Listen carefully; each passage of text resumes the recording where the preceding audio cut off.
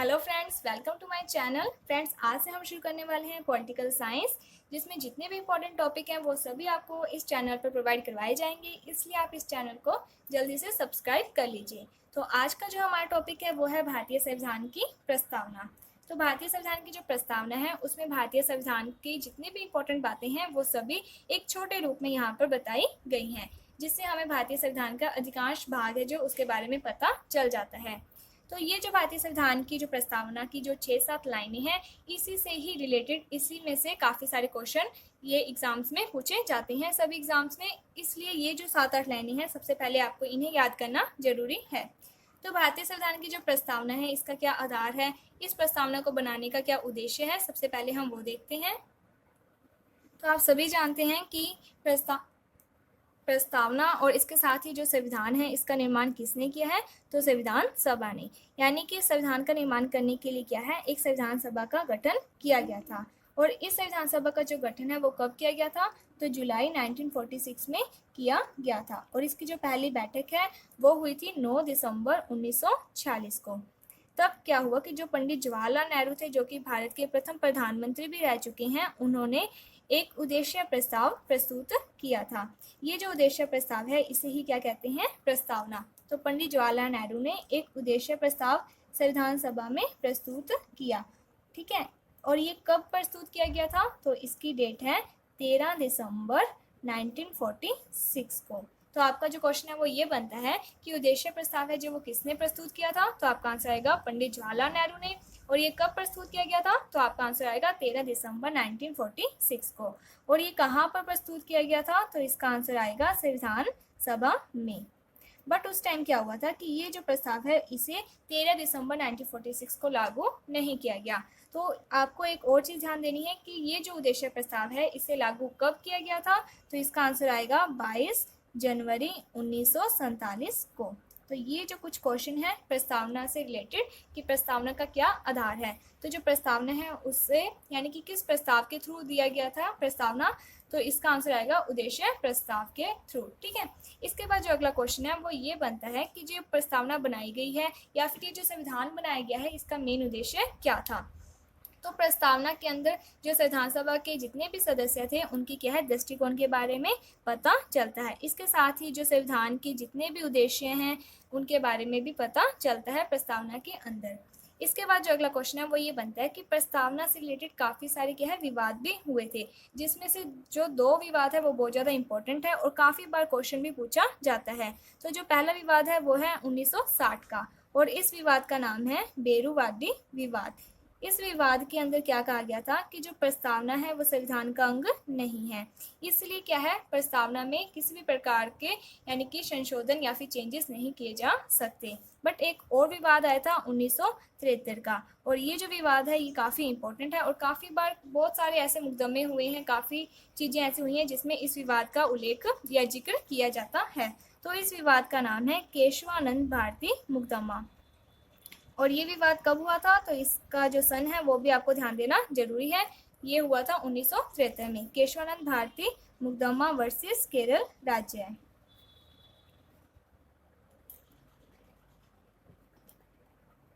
इस विवाद में कहा गया था कि जो प्रस्तावना है वो संविधान का अंग है, इसके साथ ही प्रस्तावना संविधान का आधारभूत ढांचा है और प्रस्तावना में भी वैसे ही संशोधन हो सकते हैं जैसे कि संविधान के अन्य भाग में होते हैं।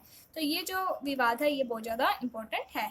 इसके बाद जो अगला क्वेश्चन है वो ये बनता है कि जो प्रस्तावना है वो कैसी है, वो गैर न्यायिक है, यानी कि प्रस्तावना को हम न्यायालय में चुनौती नहीं दे सकते। तो ये जो क्वेश्चन है ये बहुत ज़्यादा इंपॉर्टेंट है, आपको इसे भी ध्यान में देना होगा। इसके साथ ही प्रस्तावना में क्या है, सिर्फ एक बार ही क्या है संशोधन हुआ है जिसमें कुछ शब्द जोड़े गए थे, और ये संशोधन कब हुआ था, तो ये क्वेश्चन भी इंपॉर्टेंट है। तो जब हम वो प्रस्तावना देखेंगे तब आपको उसके साथ साथ बताते जाएंगे। तो अब हम करते हैं भारतीय संविधान की प्रस्तावना। तो यहाँ पर जो फर्स्ट लाइन है उसमें लिखा हुआ है कि हम भारत के लोग। तो हम भारत के लोग का क्या अर्थ है कि संविधान का निर्माण किसने किया है? भारतीय जनता ने। आप सभी जानते हैं 1946 को भारत के ऊपर किसका शासन था? अंग्रेजों का। बट जो भारतीय संविधान जो सभा थी उसमें जो भी जनता थी वो सभी कैसी थी? भारतीय थी, और उन्होंने ही क्या है संविधान का निर्माण किया था। इसके साथ ही इससे रिलेटेड एक क्वेश्चन ये भी बनता है कि हम भारत के लोग का मीन्स है कि भारत में प्रभुत्व शक्ति किसमें है, यानी कि भारत में जो शक्ति का स्रोत है वो किसके हाथों में है? तो वो भारत की जनता में है। इसके बाद जो अगला पॉइंट है वो ये है कि हम भारत के लोग भारत को संपूर्ण प्रभुत्व संपन्न, यानी कि इसका मीन्स है कि जो भारत है वो क्या है? संपूर्ण प्रभुत्व संपन्न है, वो किसी भी अन्य देश के अधीन नहीं है। अगर भारत कोई भी नीति बनाता है तो वो अपने देश की जनता के भले के लिए ही बनाएगा, वो अन्य किसी भी देश के अधीन रहकर कोई भी नीति नहीं बनाएगा। इसके बाद अगला वर्ड है समाजवादी। समाजवादी का मीन्स होता है कि जो भारत की अर्थव्यवस्था है वो कैसी है? समाजवादी, यानी कि भारत में जो भी उत्पादन होगा या फिर वितरण होगा वो राज्य के अधीन होगा। तो जो अर्थव्यवस्था है वो 3 प्रकार की होती है। एक होती है पूंजीवादी और दूसरी होती है समाजवादी। इसके साथ तीसरी जो अर्थव्यवस्था होती है वो होती है मिश्रित। पूंजीवादी का मीन्स है कि यहाँ पर जितनी भी प्रॉपर्टी या फिर जितना भी उत्पादन होता है वो किसके अधीन होता है? निजी व्यक्तियों के अधीन होता है। जो राज्य है उसके अधीन कुछ भी नहीं होता है। और जो समाजवादी है उसका मीन्स होता है कि जो भी उत्पादन या फिर वितरण होगा वो राज्य का, यानी कि उस पर क्या है? राज्य का अधिकार होगा, राज्य का स्वामित्व होगा। मिश्रित का मीन्स होता है कि कुछ ऐसे संसाधन होंगे जिन पर निजी अधिकार होगा और कुछ ऐसे संसाधन होंगे जिन पर राज्य का स्वामित्व होगा। तो जब भारतीय संविधान की प्रस्तावना बनाई गई थी तो भारत है जो उसकी अर्थव्यवस्था समाजवादी थी। बट 1991 में भारत की जो अर्थव्यवस्था है वो कैसी है? मिश्रित। लेकिन अगर हम भारतीय संविधान की प्रस्तावना के अकॉर्डिंग चले तो आपका आंसर समाजवादी ही होगा। ये जो समाजवादी शब्द है ये क्या है? भारतीय संविधान प्रस्तावना में जब संशोधन किया गया था तब जोड़ा गया था। और ये कब जोड़ा गया था? 42वां संविधान संशोधन 1976 में जोड़ा गया था। तो ये आपका एक क्वेश्चन बन जाता है कि भारतीय संविधान की जो प्रस्तावना है उसमें जो भी संशोधन हुआ था वो कब हुआ था? तो 42वां संविधान संशोधन, और ये कब हुआ था? 1946 में। इसके बाद जो अगला पॉइंट है वो है पंथ निरपेक्ष, जिसका मीन्स है कि जो भारत है वो पंथ निरपेक्ष राज्य है, यानी कि धर्म के आधार पर किसी भी प्रकार का भेदभाव नहीं होता है, सभी धर्मों को समान रखा जाता है और भारत का कोई भी एक राज्य धर्म नहीं है। और ये जो शब्द है ये भी क्या है? 42वां संविधान संशोधन 1976 में जोड़ा गया था। तो भारतीय संविधान की जो प्रस्तावना है उसमें 3 शब्द जोड़े गए थे। भारतीय संविधान की जो प्रस्तावना है उसमें एक बार ही क्या है? संशोधन हुआ है, और इस संशोधन में 3 शब्द जोड़े गए थे। और वो कौन कौन से हैं? एक तो समाजवादी, दूसरा पंथ निरपेक्ष और तीसरा है अखंडता। और ये कौन से संशोधन के तहत जोड़े गए थे? 42वां संविधान संशोधन 1976 में। इसके बाद अगला वर्ड है लोकतंत्रात्मक, यानी कि जो भारतीय संविधान की प्रस्तावना है वो ये बात बताती है कि जो भारत है वो क्या है? एक लोकतांत्रिक राज्य है। तो अब्राहम लिंकन ने एक परिभाषा दी थी। लोकतंत्र का क्या अर्थ होता है? लोगों का, लोगों के लिए और लोगों के द्वारा किया जाने वाला शासन। तो जो लोकतंत्र है वो 2 प्रकार का होता है। एक होता है प्रत्यक्ष लोकतंत्र और एक होता है अप्रत्यक्ष लोकतंत्र। जो प्रत्यक्ष लोकतंत्र होता है उसमें जनता प्रत्यक्ष रूप से क्या है? शासन कार्यों में भाग लेती है। और अप्रत्यक्ष लोकतंत्र में जनता अपने प्रतिनिधियों को चुनती है और उनके जो प्रतिनिधि हैं वो क्या है? शासन कार्य चलाते हैं, उनका संचालन करते हैं। तो भारत में कैसी लोकतंत्र शासन प्रणाली है? तो भारत में अप्रत्यक्ष लोकतंत्र शासन प्रणाली है। इसके बाद जो अगला वर्ड है वो है गणराज्य है। तो भारत है जो वो एक गणराज्य है, ये हमें कहाँ से पता चलता है? तो आपका आंसर आएगा भारतीय संविधान की प्रस्तावना से। गणराज्य का मीन्स है कि जो राज्य का अध्यक्ष होता है, राज्य का जो प्रमुख होता है वो क्या है? निर्वाचित होता है, वंशानुगत नहीं होता है। वंशानुगत का मीन्स होता है कि राजा का बेटा राजा बनेगा, जैसे कि ब्रिटेन में ये प्रणाली है। लेकिन जो भारत है उसमें क्या है? भारत एक गणराज्य है, यानी कि यहाँ पर जो राज्य का अध्यक्ष है वो क्या है? निर्वाचित होता है। और राज्य का अध्यक्ष कौन होता है? तो वो है राष्ट्रपति। और जो राष्ट्रपति है वो निर्वाचित होता है, बट जो राष्ट्रपति है वो अप्रत्यक्ष रूप से निर्वाचित होता है। इसी कारण जो भारत है उसे क्या है? एक गणराज्य बताया गया है। जब लोकतंत्र की बात आती है तब तो हम कहते हैं 15 अगस्त, बट जब गणराज्य की बात आती है तब हम कहेंगे 26 जनवरी 1950 को, क्योंकि 26 जनवरी 1950 को ही जो हमारे देश में क्या है? राष्ट्रपति का पद का सृजन हुआ था। इसके बाद अगली लाइन है कि उनके समस्त नागरिकों को सामाजिक, आर्थिक, राजनीतिक न्याय, यानी कि भारतीय संविधान है जो उसमें क्या है? नागरिकों को न्याय प्रदान किया गया है। और वो कौन सा न्याय है? सामाजिक, आर्थिक और राजनीतिक न्याय। तो आपको ये जो 3 वर्ड हैं ये इसी सीक्वेंस में याद करने होंगे, क्योंकि एक आरएएस का जो पेपर हुआ था उसमें ये जो वर्ड है वो पूछे गए थे। तो उसमें क्या है कि जो ऑप्शन दिया गया था सामाजिक, आर्थिक, राजनीतिक न्याय, एक तरफ दिया गया था राजनीतिक, आर्थिक, सामाजिक न्याय। तो आपको ये जो वर्ड्स हैं इनका सीक्वेंस ध्यान में रखना होगा। तो सामाजिक न्याय का मीन्स है कि लिंग, जाति, धर्म के आधार पर नागरिकों के मध्य भेदभाव नहीं किया जाएगा। इसके बाद आगे लिखा हुआ है आर्थिक न्याय, यानी कि साधन संपन्न व्यक्ति के द्वारा साधनहीन व्यक्तियों का शोषण नहीं किया जाएगा। यानी कि भारत में क्या है, एक लोक कल्याणकारी राज्य की स्थापना की जाएगी। इसके बाद लिखा हुआ है राजनीतिक न्याय। राजनीतिक न्याय का मीन्स है कि लिंग, जाति, धर्म आदि के आधार पर राजनीतिक क्षेत्र में किसी भी प्रकार का भेदभाव नहीं किया जाएगा। सभी व्यक्ति को समान रूप से मत देने का अधिकार दिया जाएगा और सभी का जो मत है वो क्या है, समान होगा। तो इस तरीके से भारतीय संविधान की जो प्रस्तावना है उसमें क्या है, नागरिकों को न्याय प्रदान किया गया है। और एक क्वेश्चन ये भी पूछा गया था पिछले एग्जाम्स में कि सामाजिक, आर्थिक, राजनीतिक न्याय का उल्लेख भारतीय संविधान में कहाँ कहाँ पर किया गया है। तो आपका आंसर आएगा भारतीय संविधान की प्रस्तावना में भी प्लस नीति निर्देशक तत्व में भी, क्योंकि जो नीति निर्देशक तत्व है उसका अनुच्छेद 38 में भी क्या है, इस बात का उल्लेख किया गया है। तो आपको ये चीज ध्यान में रखनी होगी। इसके बाद आगे लिखा हुआ है विचार, अभिव्यक्ति, विश्वास, धर्म और उपासना की स्वतंत्रता। यानी कि भारत का जो संविधान है वो नागरिकों को क्या है, स्वतंत्रता भी प्रदान करता है, जिसमें नागरिक अपने विचारों को अभिव्यक्त कर सकते हैं, अपने विचारों को बता सकते हैं, किसी भी धर्म में विश्वास कर सकते हैं, उसकी उपासना कर सकते हैं, उसके अनुसार आचरण कर सकते हैं।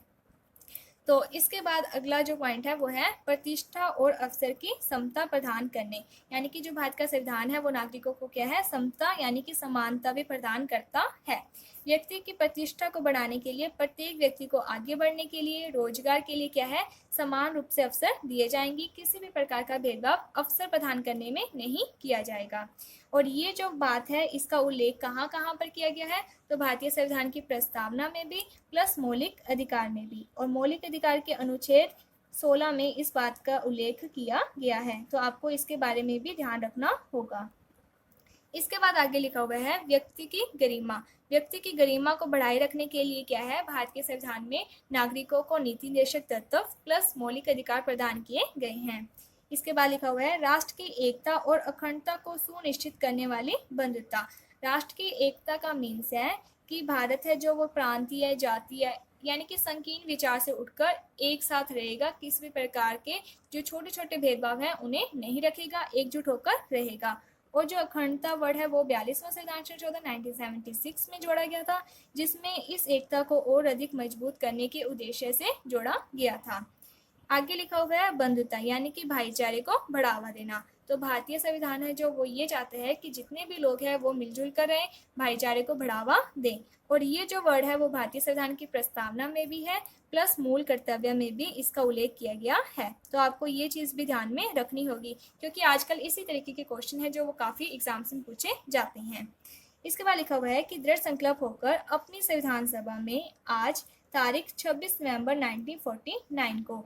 इसका मीन्स है कि जो भारत का संविधान है वो आंशिक रूप से कब लागू हुआ था, तो आपका आंसर आएगा 26 नवंबर 1949 को। आंशिक का मीन्स है कि जब भारत का संविधान 26 नवंबर 1949 को लागू किया गया था तब सिर्फ 16 अनुच्छेदों को लागू किया गया था, और बाकी के जो अनुच्छेद थे वो कब लागू किए गए थे, तो 26 जनवरी 1950 को। तो ये जो डेट है वो भी आपको ध्यान में रखनी होगी। इसके बाद लिखा हुआ है नीति मार्गशीर्ष शुक्ला सप्तमी, यानी कि उस टाइम क्या था, शुक्ला सप्तमी थी। संवत 2006 विक्रमिक एतद द्वारा इस संविधान को अंगीकृत यानी कि अडॉप्ट करते हैं, अधिनियमित यानी कि आज से लागू करते हैं। आज का मीन्स है कि 26 नवंबर 1949 से, और आत्मार्पित करते हैं यानी कि आज से हम अपने आप को इस संविधान को सौंपते हैं। मीन्स कि इस संविधान में जो बातें कही गई हैं उसी के अकॉर्डिंग हम क्या है, आचरण करेंगे। तो हम जो ये भारतीय संविधान की प्रस्तावना है इसका क्या करते हैं, इसका यानी कि एक महत्व देते हैं इसे, और इस संविधान की जो प्रस्तावना है उसे स्वीकार करते हैं।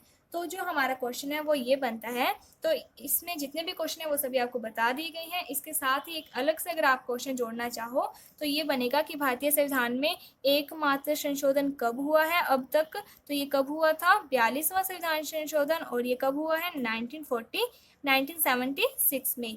और ये जो संशोधन है इसके तहत कितने शब्द जोड़े गए थे, 3 शब्द जोड़े गए थे। और वो कौन कौन से हैं, तो समाजवादी, पंथ निरपेक्ष प्लस अखंडता, ये 3 जो शब्द हैं ये जोड़े गए थे।